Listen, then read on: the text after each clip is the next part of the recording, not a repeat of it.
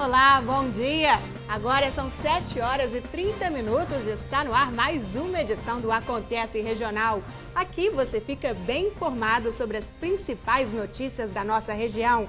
Participe do jornal, envie um torpedo para 72250 e comece a sua mensagem com as letras BV. Hoje é terça-feira, 14 de fevereiro de 2012. Agora vamos relembrar alguns fatos históricos. Exatamente há 4 anos, a temporada de chuvas foi preocupante na região do Vale. A incidência de raios chegou a aumentar 40%, o que é um agravante para incêndios florestais provocados pelo fenômeno. Na época, começou a ser desenvolvido um sistema de previsão específico para matas e florestas. E em 2012, a chuva volta a preocupar, como é comum nesta época do ano. Mas desta vez, não foram os incêndios florestais os protagonistas, e sim os alagamentos que causaram estragos na região. A segunda-feira foi dia de contabilizar os prejuízos em Taubaté. A chuva do fim de semana invadiu as casas do bairro do Parque do Sol. Nesta residência, a água chegou a 1,5 metro de altura e estragou móveis, aparelhos eletrônicos e roupas. A proprietária do imóvel se emociona. Ela conta que teve que sair às pressas com as 2 filhas pequenas. Tentei sair, a porta não abria porque a água já estava alta. Consegui abrir o vidro da porta. Daí no que eu abri o vidro, a água entrou, né? Eu segurando as 2. Mas eu consegui abrir e fui até o portão com a água já quase na cintura. O prejuízo para esta outra dona de casa também foi grande. Ela perdeu até mesmo os mantimentos. Cada hora enche um pouco mais de água, porque agora eu vou sair daqui de barco, porque 1,5 metro, quanto vai ser na próxima vez? Até o teto? Quem mora aqui diz que sofre com o problema há 3 anos. Na minha casa a gente perdeu os móveis que a gente tinha acabado de trazer, que a gente estava se mudando. Na casa do lado foi geladeira, tem lodo na casa inteira. No bairro Chácaras Dallas, mais problemas. Um deslizamento de terra na principal via de acesso ao bairro trouxe transtornos para quem precisou utilizar o local. E será que a chuva deve continuar? Hora de conferir o que diz a previsão do tempo para hoje em toda a região. O dia será de muitas nuvens e o frio deve aumentar na Serra da Mantiqueira. No Vale, o sol deve aparecer e o período da tarde pode ficar mais abafado. As máximas chegam a 25 graus em Lorena, Pindamonhangaba e São José dos Campos e 28 graus em Caraguatatuba. A Polícia Civil abriu um inquérito para investigar uma grande quantidade de medicamentos descartados na estrada da Baracéia, em Taubaté. Esse seria o segundo caso registrado na cidade. 3 sacolas de medicamentos foram encontradas em um terreno próximo à estrada da Baracéia, em Taubaté. Alguns estavam dentro do prazo de validade e, mesmo assim, foram descartados. Muitos estavam espalhados pelo chão. Até mesmo prescrições médicas foram encontradas. Uma das receitas é de Pindamonhangaba. O flagrante foi feito por um telespectador, que logo em seguida fez boletim de ocorrência. O delegado do 3º Distrito de Taubaté enviou os medicamentos para análise do Instituto de Criminalística para saber mais detalhes, inclusive sobre o lote, para assim chegar aos responsáveis pelos remédios. Essa análise foi pedida para que se levante para que serve o medicamento, a data de validade, qual é o laboratório e, principalmente, se tem a inscrição dos lotes, para que a gente possa oficiar o laboratório e ver para onde foi encaminhado esse medicamento.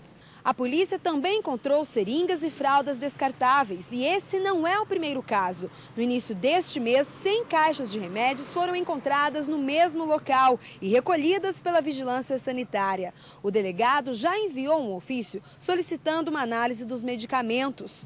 Tudo indica que seja a mesma pessoa envolvida nos 2 casos. Pode ser, porque foi encontrado no mesmo local. Então, é muito que provável que a mesma pessoa que dispensou um dia, dispensou no outro também. Agora, 7 horas e 35 minutos. A cidade de Jacareí recebeu nesta segunda-feira o primeiro workshop que discutiu estratégias de desenvolvimento para a região metropolitana do Vale do Paraíba. No mapa, a região metropolitana já é realidade. Em Jacareí, foi dado o primeiro passo para tirar do papel o projeto sancionado em janeiro pelo governador Geraldo Alckmin. A uma plateia de 140 pessoas, representantes do Estado apresentaram a estrutura organizacional do sistema, que vai unir 39 cidades em uma mesma gestão. 5 sub-regiões foram criadas em São José dos Campos, Taubaté, Guaratinguetá, Cruzeiro e Caraguatatuba. O workshop serviu de embrião para a formação dos conselhos consultivos. Nós precisamos decidir como é que os representantes da sociedade civil e dos legislativos municipais serão escolhidos e a quantidade de representantes também nesses conselhos. Uma das coisas é justamente essa montagem do conselho consultivo que depois será criado por determinação do Conselho Maior, que é o Conselho de Desenvolvimento. No evento, a empresa estatal Emplaza, que gerencia a implantação da região metropolitana, também anunciou uma parceria com a Faculdade de Sociologia Política da USP. Segundo a coordenadora, a intenção do trabalho é fazer um raio-x do Vale e Litoral Norte. Nós vamos a campo para verificar como se procede esse uso do solo, como é que é feito o uso do solo. E aí, de posse de todo esse material, nós voltamos para os escritórios e traçamos essas unidades de informações territorializadas. Essas unidades é o DNA do território. Por quê? Porque te mostra tudo o que tem naquele pedacinho. Você divide o município em 4, 5, 8, depende do uso do solo. E cada unidade dessa te mostra a renda daquele pedaço, a população daquele pedaço, onde estão as favelas, onde estão as habitações. O Conselho Deliberativo, que vai aprovar ou não os projetos apresentados por cada uma das sub-regiões, deverá ser criado agora em março. A Agência de Desenvolvimento, responsável pela execução das obras, ainda depende da aprovação de uma lei na Assembleia Legislativa. Já o fim da cobrança de DDD em ligações telefônicas e a transformação do transporte intermunicipal em metropolitano ainda não tem data prevista para acontecer. A Emplaza já está fazendo todo o estudo para mostrar quais as cidades que estão conurbadas e que já atendem às normas da Anatel, para que a gente possa requisitar exatamente a queda da taxa de longa distância. Transporte, nós estamos com uma comissão formada por 4 secretários, exatamente para estabelecer uma nova proposta para as regiões metropolitanas, onde o transporte intermunicipal passa a ser todo ele planejado e organizado ou pela MTU ou por uma nova agência. Ao todo, 5 workshops serão realizados. O próximo está marcado para esta quarta-feira, dia 15, em Queluz. Agora são 7 horas e 38 minutos. Vamos saber como está o movimento nas principais rodovias que cortam a nossa região. Na Via Dutra, o motorista encontra congestionamento na chegada a São Paulo, a partir do quilômetro 209, na Via Expressa.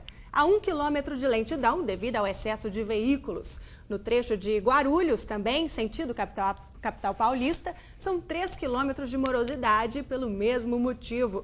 Carvalho Pinto, Ayrton Senna, Dom Pedro I, Tamoios, Oswaldo Cruz e Floriano Rodrigues Pinheiro estão com trânsito livre. E se você vai a São Paulo, no rodízio paulistano hoje, não rodam veículos com placas finais 3 e 4.